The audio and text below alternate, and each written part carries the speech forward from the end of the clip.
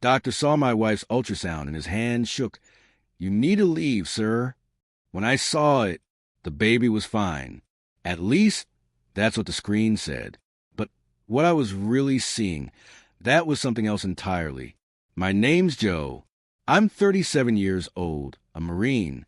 Just got back from Kandahar 2 weeks ago after an 8-month deployment. I was sitting in this cold, sterile room in Phoenix, watching my wife Melissa get her ultrasound. Everything felt normal at first, until I noticed Dr. Bradley Richardson's hand start to tremble. The man had the look of someone who'd just seen a ghost. He cleared his throat, his voice unsteady. "Sir, you need to step outside immediately and call a lawyer." The words hit me harder than shrapnel ever had. Melissa was lying there on the exam table, belly covered in that slick ultrasound gel, staring at me and the doctor with wide, confused eyes. She looked lost, like she was trying to decode some unspoken language between us. Truth was, I'd seen that same expression on her face a lot since I got home. I swallowed hard, my voice calm, controlled, the way the Corps trains you to be when everything's falling apart around you. "Is something wrong with the baby?" Dr. Richardson wiped sweat from his forehead, avoiding my eyes, glancing again at the monitor like it was flashing some kind of classified intel. "The baby is fine," he said carefully, almost too carefully. Then he leaned in closer, lowering his voice so only I could hear. "But according to these measurements, this baby is 32 weeks developed." The room went dead silent, except for the hum of the machines. 32 weeks. Melissa just kept smiling faintly, as if nothing unusual had been said. She'd been doing a lot of that lately. Pretending, acting, wearing a mask. But me? My brain immediately started running the numbers, like calculating coordinates in a war zone. 32 weeks ago, I wasn't here. I wasn't even in this country. I was halfway across the world, loading gear onto a transport plane bound for Afghanistan. 32 weeks ago, I was hugging Melissa goodbye at Sky Harbor Airport. 32 weeks ago, I was sleeping on a cot inside a barracks tent surrounded by sand and mortar fire. The doctor looked at me cautiously, like he was bracing for a reaction. Maybe he expected me to start shouting, to flip the table, to break down. But instead, I just sat there, processing the intel like it was part of mission briefing. Cold, precise, controlled. Joe. Melissa's voice cracked through the silence. It sounded small, almost fragile. "What's wrong? Why are you looking at me like that?" For the first time in months, I really looked at her. The way she'd been glued to her phone since I got back. The way she'd talked about this pregnancy, like it was some kind of miracle surprise. The way she'd pushed so hard for me to come to this specific appointment. She wanted me here for this exact moment. And suddenly, I knew why. The realization hit me like a steel weight pressing down on my chest. Melissa, my wife. I met her 6 years ago at a barbecue in Tempe. She was working as a dental hygienist back then, full of life. With this laugh, I could fill an entire room and make people turn their heads just to find out who it belonged to. I was stationed at Luke Air Force Base at the time, before I transferred out to Camp Pendleton. She told me she'd always wanted to marry a military man. Said she respected the sacrifice, the service. She wore that admiration like a badge, and I believed her. 3 years later, we got married. Small ceremony in her parents' church. No big crowd, no fancy reception, just vows, rings, and the quiet promise of forever. I thought I had everything I needed standing right there in front of me. Through the years, I deployed twice. Short tours, nothing like Kandahar. She handled them well, or so I thought. Sent me care packages stuffed with cookies, and letters scented faintly like her perfume. She paid the bills, kept the house in order, played the role of the wife that other Marines envied. When this deployment came up, 8 long months in Kandahar, she cried at the airport. Real tears, the kind you can't fake. She hugged me tight, her body trembling against mine, whispering promises through her sobs. "I'll be here when you get back. I'll keep busy, maybe take some classes, fix up the garden." I remember boarding that plane thinking, damn, I'm lucky. The first month overseas, we managed to talk every few days on video calls. She looked tired, stressed from being alone, but that was normal. The second month, Our calls grew shorter. She said she'd signed up for evening classes at the community college. Pottery, of all things. It helps me relax, she told me, smiling faintly through the screen. By the third month, the call stopped. All I got were short texts. Busy day at work. Miss you. Everything's fine here. I told myself she was just adjusting. Military wives learn to survive by carving out their own lives. I thought that's what she was doing. But when I finally came home 2 weeks ago, I noticed it. Something in her was different. Nervous energy hung around her like static. She'd gained weight, claimed it was from stress eating, wore loose clothes that hung off her body in ways I hadn't seen before. Said she hadn't been feeling well, probably a stomach bug. She laughed it off.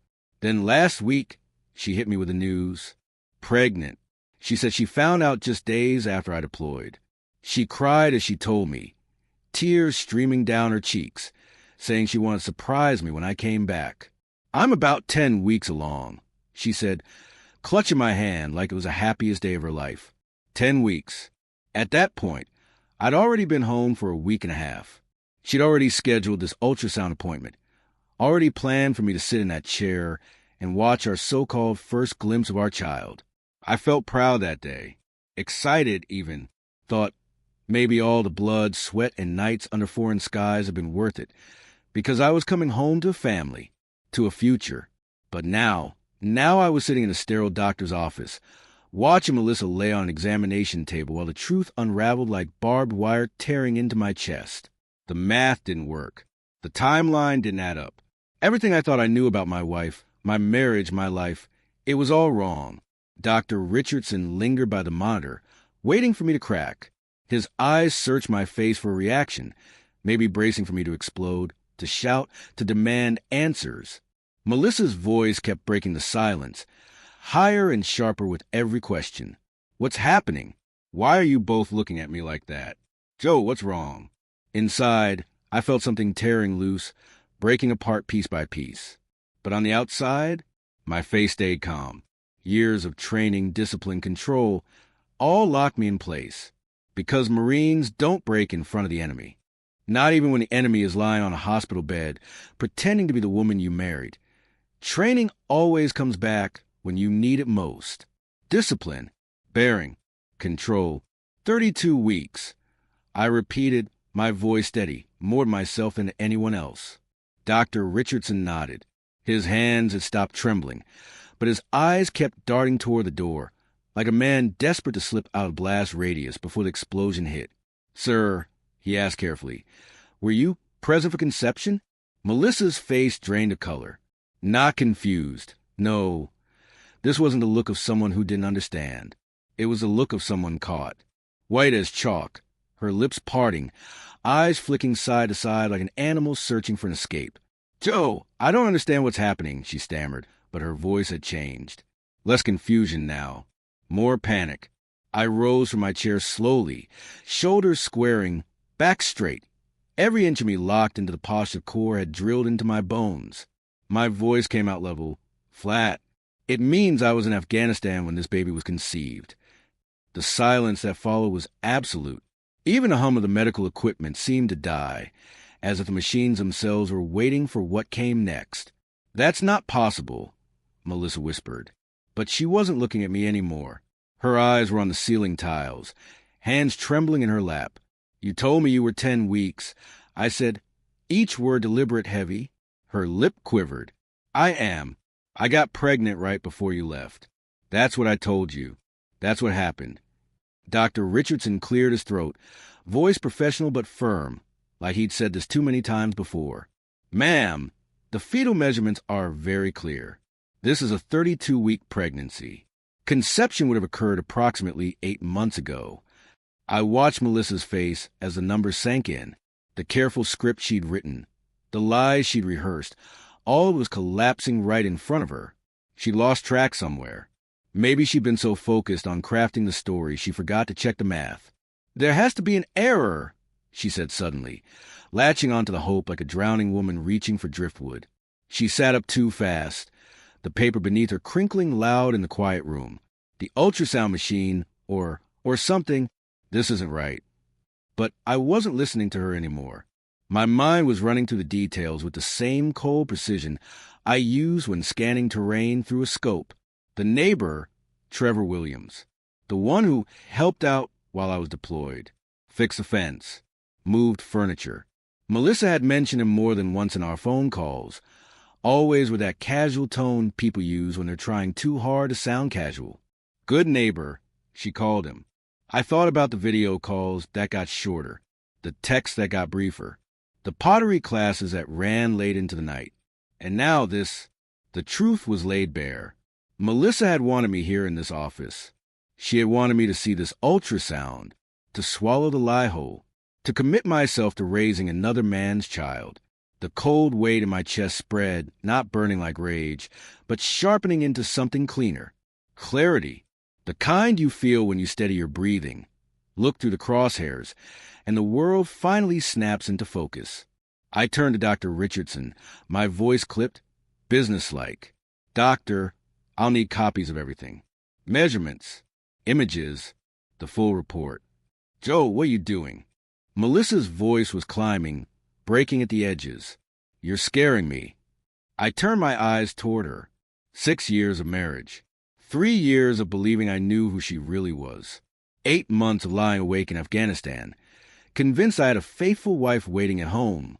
8 months while she was lying beside someone else. I'm getting the facts, I said flatly, just like any good mission requires.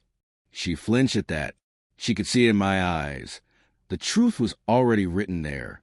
Whatever game she thought she was playing, it was over. The drive home was suffocatingly quiet.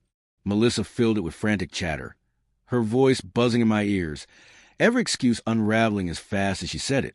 Maybe they mixed up my file with someone else's, she insisted, wringing her hands. Medical mistakes happen all the time. Remember when they sent you those wrong blood test results? I kept my eyes on the road. Phoenix traffic was heavy for a Tuesday. Minivans, commuters, kids riding in the back seats. Ordinary lives unfolding all around us while mine was being dismantled in the passenger seat. Or maybe the ultrasound machine was off. She pressed on, her voice cracking. Those things are just computers, right? Computers glitch. You know that. We turned onto our street. The house looked the same as when we left an hour earlier. The desert landscaping, the red tile roof, the basketball hoop I'd installed 3 summers ago. But everything felt different. I pulled the truck into the driveway and let the engine tick cool beneath us. Joe, please, Melissa whispered. Say something. You're making me nervous. I looked at her, really looked. The puzzle pieces clicked into place. The loose clothes, the weight gain she'd brushed off, the way she avoided certain positions when we were intimate since I got back. What do you do? I asked. Her eyes widened. What? If you're 32 weeks pregnant. I said slowly, when's a baby due? Her mouth opened, closed. I could see the gears turning, calculations running behind her eyes, searching for an answer that would save her. The doctor didn't say exactly, she finally muttered. 8 weeks, I said, voice cold. 32 plus 8 is 40. You're due in 8 weeks. We stepped out of the truck. The house smelled the same as always when I opened the door, vanilla candles burning, Melissa's favorite scent. Smelled like home. But it wasn't home anymore. It was a crime scene. I walked into the kitchen, poured myself a glass of water, and stared out the back window. Trevor Williams was outside, leaning over his motorcycle. Mid-40s. Divorced a couple years back. Worked construction. Always helping out while I was gone. Moved patio furniture. Fixed fences. Just being a good neighbor. Behind me, Melissa's voice wavered, too high-pitched, too forced. You want to make some lunch? I didn't turn. My voice was steady, precise. How long have you been sleeping with Trevor? The glass she was reaching for slipped from her hand, shattering across the kitchen tiles. Her head snapped toward me, eyes wide, face pale. What did you just say? I turned around slowly to face her. You heard me. Her voice cracked at first, then steadied, a mix of outrage and fear. Joe, that's insane. Trevor is our neighbor. He just helped me with a few things around the house while you were gone. But that's it. I can't believe you'd accuse me of something like that. But even as she spoke, she was retreating step by step, inch by inch, like prey that just realized the hunter was locked on. Her mouth said innocent. Her body language screamed guilty. "The baby is yours," she said, louder now, desperate. "I don't know what that doctor thinks he saw, but the baby is yours. We'll get a second opinion. Go to another doctor, whatever it takes." I crouched down and began gathering the shards of glass from the floor. They glittered in the kitchen light. Sharp, dangerous, impossible to piece back together. Just like the truth. "Melissa," I said quietly, eyes fixed on the floor, "I've been trained to gather intelligence, to read people, to recognize deception. This isn't Afghanistan," she snapped, her voice cracking under pressure. "This is our marriage. This is our life." I stood, dropped the broken glass into the trash can, and met her eyes. "You're right. In Afghanistan, when someone lies to you, it's usually because they're trying to kill you. Here," I let the silence hang for a beat, "they're just trying to destroy your life." Tears streaked her face now. Not the stage one she shed at the airport when I deployed, but ugly, jagged sobs that twisted her features. "I love you," she pleaded. "Whatever you think happened, Joe, I love you." I walked past her toward the bedroom. My voice was steady, mechanical, like I was reporting a field update. "I'm going to pack some things." "Where are you going?" "To get a lawyer." "Joe, please. We can work through this. The baby needs a father." I paused at the doorway and turned just enough to look back. The baby has a father. It's just not me. That night, I stayed at a cheap motel near Luke Air Force Base. The place was no frills, but clean. A single bed, buzzing fluorescent light, thin sheets. Familiar, in a way. I'd slept in worse. Training exercises, deployments, overseas billets. At least here, I was alone. At 7 a.m., I called Stephen Parker, my lawyer. Former Army. We'd used him when buying the house, when drafting our wills. He understood men like me. "Joe, what can I do for you?" he asked. I told him everything, the ultrasound, the math, the lies Melissa had tried to spin. "Jesus," he muttered when I finished. "I'm sorry, brother. That's rough." "I need to know my options," I said. "First step, a DNA test. Establish paternity, or in this case, non-paternity. Second, document everything. Ultrasound report, texts, conversations. Anything tied to this pregnancy. Third, we prepare for divorce proceedings. As for the house, Arizona's a community property state. Normally, everything's split down the middle. But if she was using marital resources to fund the affair, it changes things. Infidelity can weigh into the division of assets. But we'll need proof. Proof won't be a problem, I told him. After the call, I drove back to the house.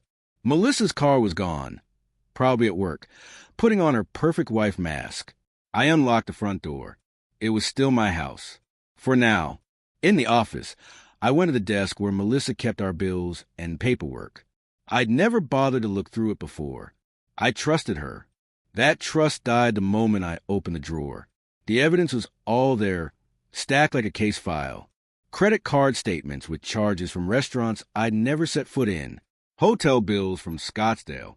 Shopping receipts for men's clothing, size large. I wore a medium. Phone records. Hundreds of calls to Trevor Williams' number.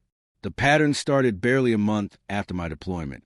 But the worst, the one that made my stomach drop, was a receipt from a women's clinic in Tempe, dated 7 months ago. Prenatal vitamins. A pregnancy test. The truth wasn't just in my head anymore. It was in my hands. She had known almost from the very beginning. 7 months of carrying that secret. 7 months of planning, scheming, and deciding how she'd spin it when I came home. Her entire strategy had been simple. Convince me the baby was mine. Lie enough times until even she believed it. I took photos of everything. Receipts, statements, phone logs. Every piece of paper was intelligence. Evidence I could use later. Years in the military had taught me that you don't confront the enemy without proof. I was sliding the papers back into the drawer when I heard a car door slam outside. Melissa was home earlier than I expected. My heart rate spiked, but I steadied my breathing. I was standing in the kitchen when she walked through the door, looking startled to see me. "I thought you were staying somewhere else," she said carefully, setting her purse on the counter. "I came back for some things." Her eyes darted toward the hallway, then back to me. "Joe, have you been going through my stuff?" I didn't answer the question directly. Should I have been? Her silence told me more than words ever could. "Joe, whatever you think you found, there's an explanation," she said, but her voice trembled. I pulled out my phone, opened the gallery, and showed her the first photo, a restaurant receipt from 5 months ago. Dinner for 2, paid for with our joint account. "Explain this." She glanced at it, her face instantly paling. I took my sister out for her birthday. Your sister lives in Tucson."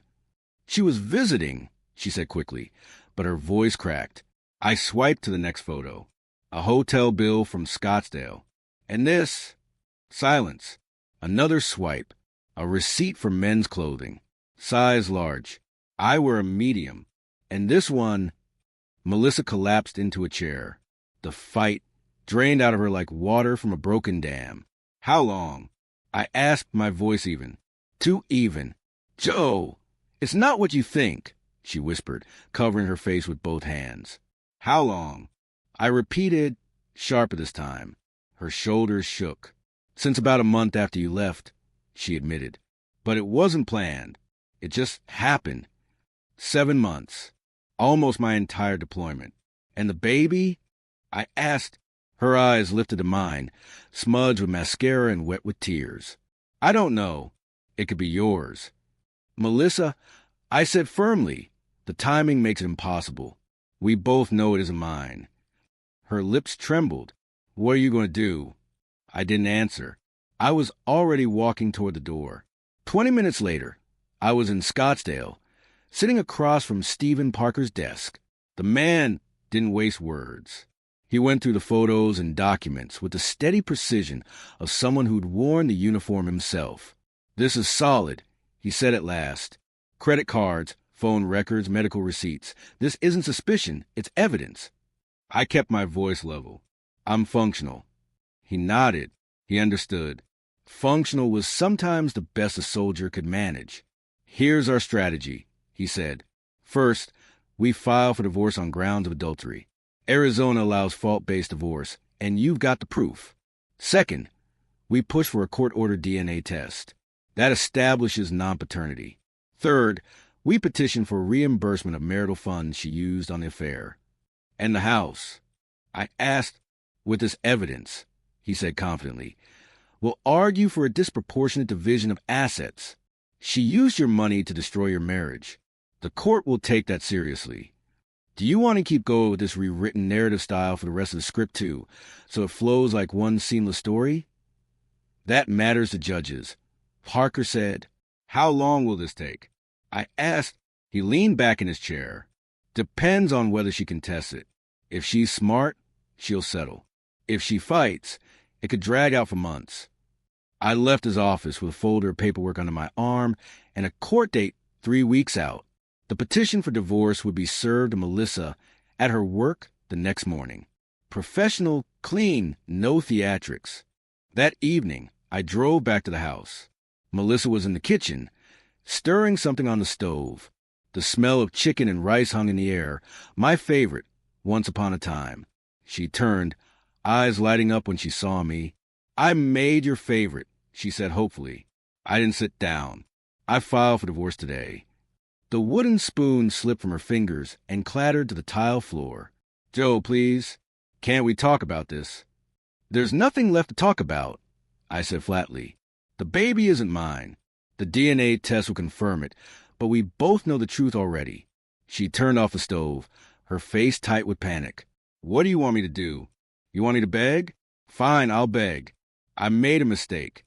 I was lonely. I was scared. Trevor was there and 7 months is a mistake." I cut in. 7 months is a choice.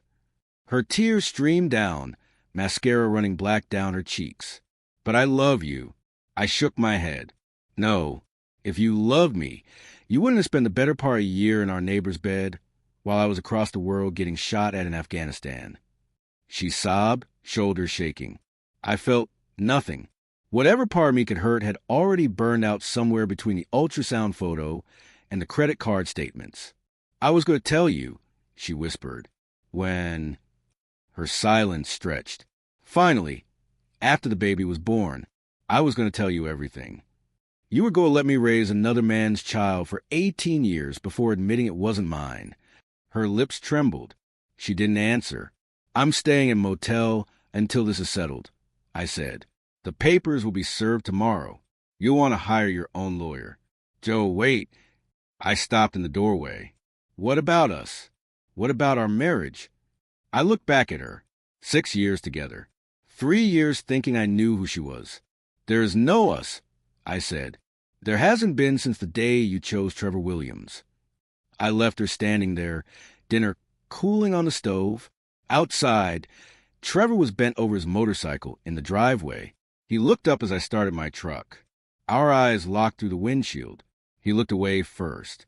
3 weeks later, I sat in a small, sterile courtroom. Judge Patricia Hernandez presiding. Melissa sat across the aisle with her attorney, a young, polished kid in a tailored suit who looked like he'd rather be anywhere else. Stephen Parker, my attorney, had come prepared. He laid out the evidence with military precision. Credit card statements, phone logs, hotel receipts, medical reports. The ultrasound that proved the timing made paternity impossible. And finally, the DNA results from last week. 0 probability I was a father. Your Honor, Parker said firmly, the evidence is clear. The defendant engaged in an extramarital affair throughout the plaintiff's deployment, misused marital assets to support that affair, and attempted to deceive the plaintiff into raising another man's child. Melissa's lawyer tried to object, tried to argue that adultery was irrelevant to dividing assets. But Judge Hernandez had 20 years on the bench. She'd seen every lie, every excuse. Her ruling was sharp, final. The court finds that the defendant's actions constitute a severe breach of the marital relationship and misuse of marital property. The plaintiff is awarded 65% of all marital assets, including the family home. Melissa's face collapsed. Mine stayed expressionless.